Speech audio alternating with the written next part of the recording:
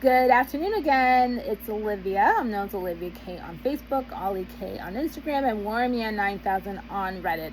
I can go through this spiel, but it's going to take forever. But you guys know the drill. I cover nursing-related topics that's going to help you for your next step on nclex, or if you're getting ready to take the nclex, right? So I do have playlists. I'm currently finishing up with the maternity newborn. So this is going to be a part 2 to what I've already done. I've already covered the fetal arrhythmia. So this is stages of labor and labor delivery, basically. I do have playlists on the fundamentals. I want to redo some videos. Med-surg, it's up. Pharmacology, up. And finishing up with this one. So you get tired of my nursing related stuff. I am covering reality TV shows, and I do have playlists for Love is Blind and Ultimatum, and I'm going to cover some other Ultimatum stuff later. And I have to cover a documentary this week that I already watched, a Toxic Love thing, but we will cover that this week. I've already covered the all 4 seasons of the Ultimatum, so that should be up and running. So you get tired of those, I do have other documentaries, and then I do cover movies. So just let me know what movie you want me to react to, and I'll do a reaction to it. And then I do have some other opinion-based videos that you could watch. But sorry, I don't want to keep you guys going and waiting. So this is going to be on labor and delivery, okay? So this video should be short and sweet, and the next one's going to be kind of long.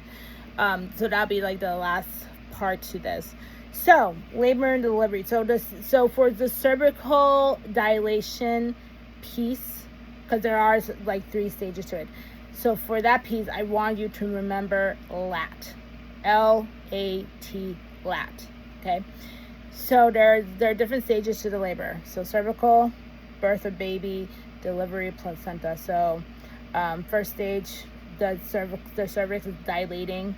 The second stage would be the baby is being birthed and delivered. Then you deliver the placenta. Then you have the recovery piece. Okay, so all of these are very important, especially the recovery piece. So let's begin. Cervical dilation. So I said, remember the 3 letters LAT. So that means latent, active, and transition. Okay, so if you're ever stuck and confused, LAT. So with the latency stage, the cervix is dilating from 0 to 6 centimeters. So that's when the mom's starting to get like the contractions. The cervix is getting ready because the baby is ready to be delivered. Okay. Then you have active. So it dilates from 6 to 8 centimeters wide. Now the transition. Now this is the end of the cervical dilation, because you want the mom to be at 8 to 10 centimeters, because that's when the contractions are starting to get stronger and stronger. It's ready again to release the baby, because the baby's ready to be born. Okay, so this is when the birth of the baby begins. It's beginning at 10 centimeters, and in the process, the mom's going to either pushing out, or they're either going to be doing whatchamacallit, what's the other one? What they do, I can't think sometimes. Jesus Christ. So when they surgically take the baby out. What's wrong with me? Listen, I'm smarter than you think, okay? I know what I'm talking about. But say the mom's doing natural birth, okay? So that's when the baby's going to be born. It's about to be born, rather. So the cervix is fully dilated. The mom's pushing with each contraction. So with that, you need to tell the mom to push. So the mom will either be on 2 positions. She'll be like squatting on her knees, or she'll be laying in the litany position. Like, you know, when they're trying to check for what's that test we have every 3 years? Oh, you guys know what I'm talking about, right? Like when they're checking our cervix and stuff to make sure we don't have cervical cancer. You know what I'm talking about. It'll come to me later. So she'll be on that position, and then all that will end the moment the baby is completely delivered. So that it doesn't stop there, okay? So then you have the delivery of the placenta. So the baby is born, right? Now, within 5 minutes to half an hour, the placenta will have to be delivered.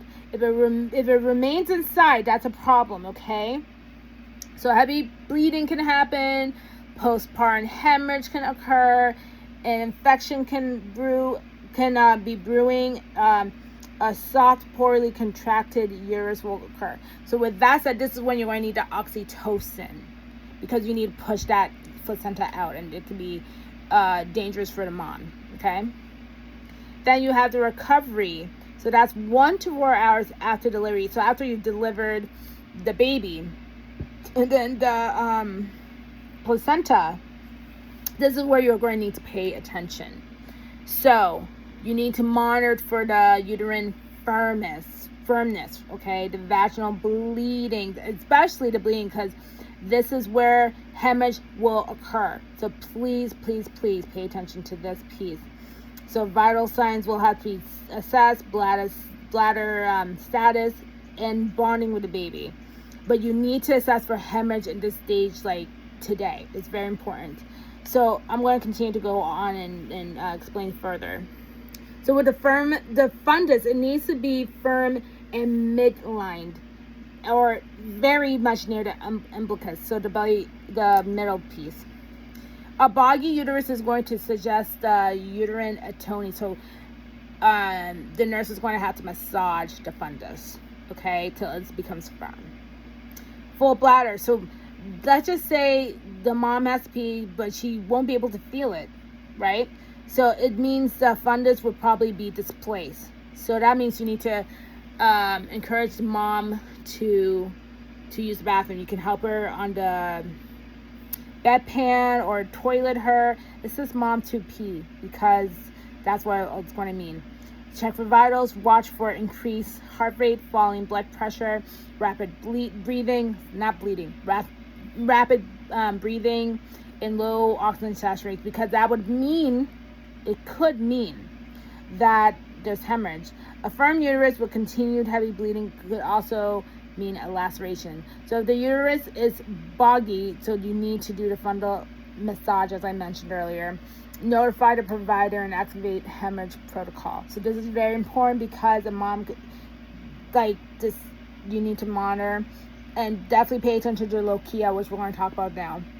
So the rubra is meant to be dark or bright red the first 1 to 3 days, and they can like little tiny clots. But if it's like a clot as big as the baby's head and it's more than 4 days, you need to notify the provider immediately, because that's a hemorrhage. That's an emergency. And if you were to see this when you do one of those priority questions, because they do this for maternity, and the mom is like postpartum, say 6 days, she has bleeding, and it's still red, and she's logging a lot of clots, that's priority, because that means she's bleeding out, and hemorrhage is not a joke, okay? Then you have the serosa, which is going to be pinkish brown, and that's supposed to be 4 to 10 days, okay? Then you have the alba, that's yellow whitish, so that's going to be day 10, and that's going to go to 4 to 6 weeks. C-section, I'm so stupid. I'm not stupid, but see, it's in my head and it doesn't come out for some reason. My brain and my mouth do not always compute, okay? Anyways, so on a serious note, report a soaking pad within that's within an hour, okay? The clot, like I said, a bit as big as a baby's head or a golf ball size, foul odor, fever, and the mom is dizzy. The bleeding is just suddenly heavy. You need to report that now. There's no ifs, ands, or buts. Okay, so that'll be all for the stages of labor. And the last install will be labor complications, so you're going to need to pay attention to that video. All right, take care, and see you in part 3.